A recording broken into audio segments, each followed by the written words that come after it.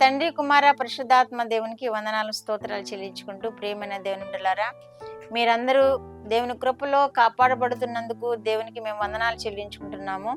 ఈ దినమందు పుట్టిన దినములు, వివాహ దినములు జరుపుకుంటున్న బిడ్డలను కూడా దేవుడు విశేషముగా ఆశీర్వదించాలని, ఈ సంవత్సరాది నుండి సంవత్సరాంతం వరకు దేవుని కృప మీకు తోడుగా ఉండాలని మేము ప్రార్థన చేస్తున్నాము.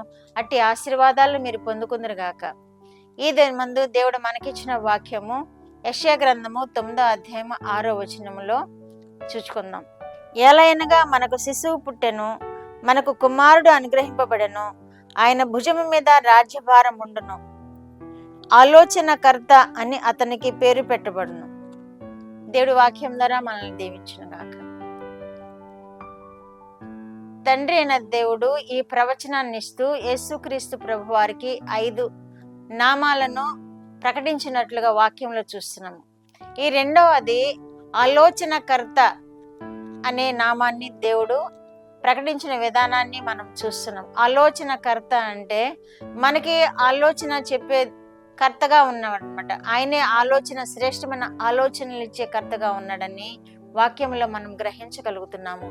మనము ఆలోచన చేస్తూ ఉంటాము, కానీ అది మన సొంత ఆలోచనలు అయితే అవి ఫెయిల్ అయిపోతూ ఉంటాయి.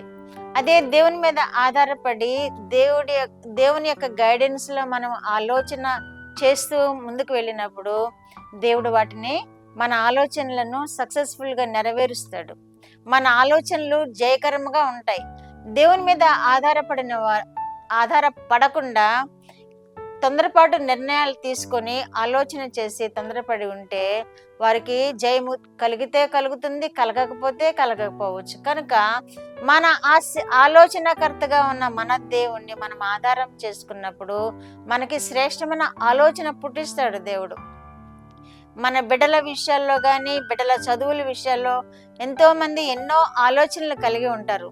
గొప్ప గొప్ప చదువులు చదివించాలని, గొప్ప గొప్ప కోర్సులు చేయించాలని ఎన్నో ఆలోచనలు కలిగి ఉంటారు. కానీ బిడ్డలు చదవగలిగితే చదవగలుగుతారు, లేకపోతే చదవలేరు. అది ఫెయిల్ అవుతూ ఉంటుంది ఆ ఆలోచన. కానీ మీ బిడ్డల విషయమై మీ దేవునికి, మన దేవుడైన యేసుక్రీస్తు ప్రభు వారి పాదాల యొద్ద పెట్టి, మీరు ఆయన ఇచ్చే ఆలోచన కొరకు కనిపెట్టి ఆయన పాదాల యొద్ద కనిపెట్టుకున్నప్పుడు దేవుడు ఒక మంచి ఆలోచన ఇస్తారు. మీ బిడ్డలు ఏం చదవాలో అది మీకు చూపిస్తారు. దేవుడు తప్పకుండా చూపిస్తాడు. వారికి ఏ భవిష్యత్తు ఇవ్వబోతున్నారో దేవుడు నిర్ణయించే దేవుడు. కనుక మనము దేవుని పాదాల యొద్ద పెట్టి ఆలోచన చేసినప్పుడు దేవుడు మన జీవితంలో జయకరముగా వాటిని నడిపిస్తాడని వాక్యం ద్వారా మనం గ్రహించగలుగుతున్నాము. పిల్లల పెళ్లిళ్ళ విషయంలో కూడా మన తొందరపాటు నిర్ణయాలు తీసుకుంటే పిల్లల పెళ్లిళ్ళు కూడా ఫెయిల్ అయ్యే విషయాల్లో మనం చూస్తూ ఉన్నాము.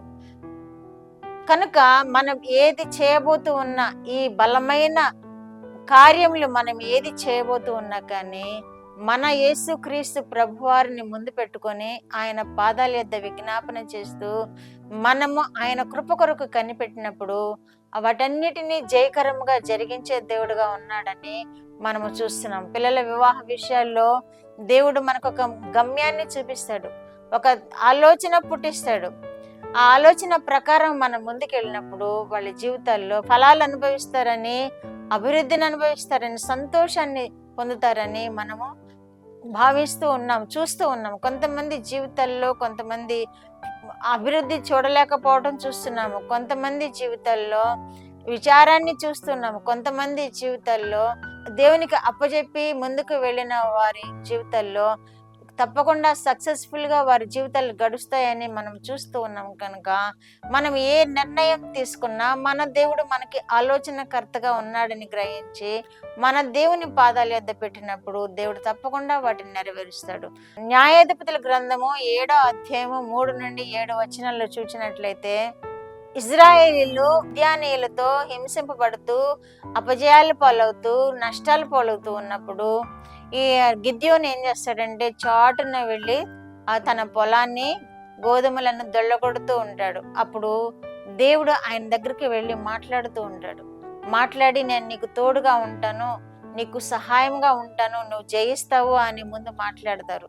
తర్వాత ఆయన చేయవలసింది ఏంటి అని కూడా తెలియచేస్తారు. వాళ్ళు మిద్యానీయులు ఇజ్రాయేలీల మీదకి దండెత్తి వచ్చినప్పుడు వీరి సొంత సైన్యంతో బయలుదేరతారు. 32,000 మంది సైనికులను తీసుకొని మిద్యాను వీళ్ళ మీదకి బయలుదేరతాడు ఈ గిద్యోను. అప్పుడు దేవుడు ఒక మంచి ఆలోచన తెలియచేస్తారు. దేవుని యొక్క ఉద్దేశం ఏంటంటే, ఇంతమంది బయలుదేరి మిద్యానీయులను ఓడిస్తే మేమే గొప్ప, మేమే చేసాం ఇది అని వారు హెచ్చింపబడకుండా ఉండునట్లుగా నేను వారి పట్ల యుద్ధం చేయాలి, నేను వారికి సహాయం చేయాలి, నేనే ఈ ఘనకార్యం చేసినట్లు నాకే పేరు రావాలి అని యెహోవా దేవుడు అక్కడ ఆలోచన కలుగు చేస్తాడు.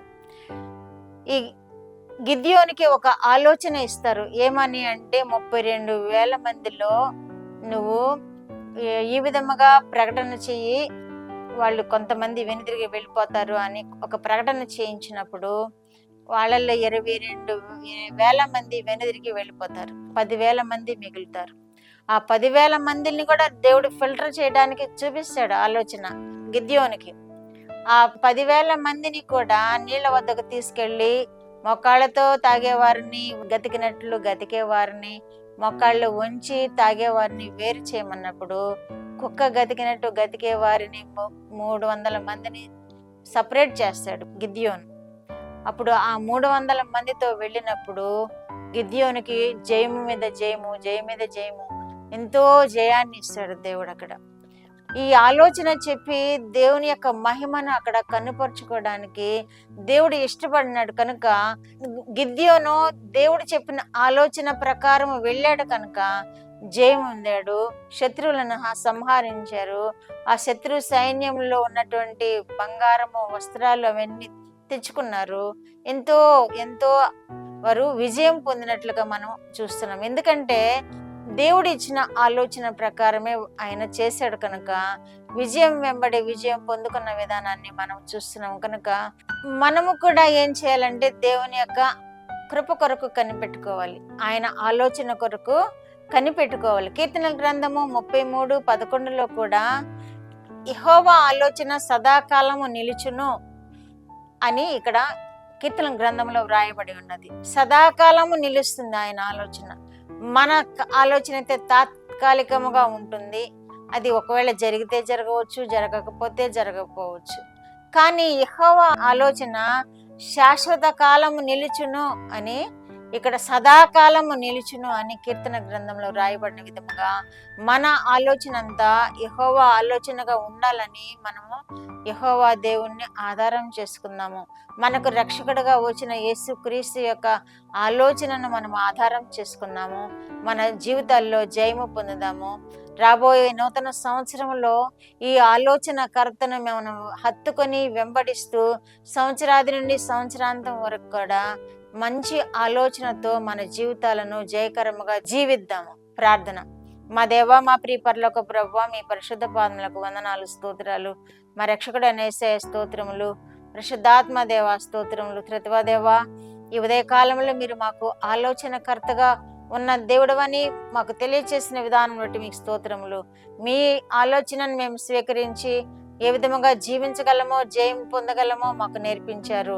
చూస్తున్న బిడ్డలు కూడా మిమ్మల్ని ఆధారం చేసుకొని మీ పాదముల యొద్ద వారి ఆలోచనలను పెట్టి మీరిచ్చిన ఆలోచన ప్రకారం ముందుకు కొనసాగుతూ జయము పొందులాగన బిడ్డలను మీరు ఆశీర్వదించమని యేసుక్రీస్తు వారి పేరిట ఈ మనవులు మీ పాదముల యొద్ద వేడుకుంటున్నాను పరమ తండ్రి. ఆమేన్.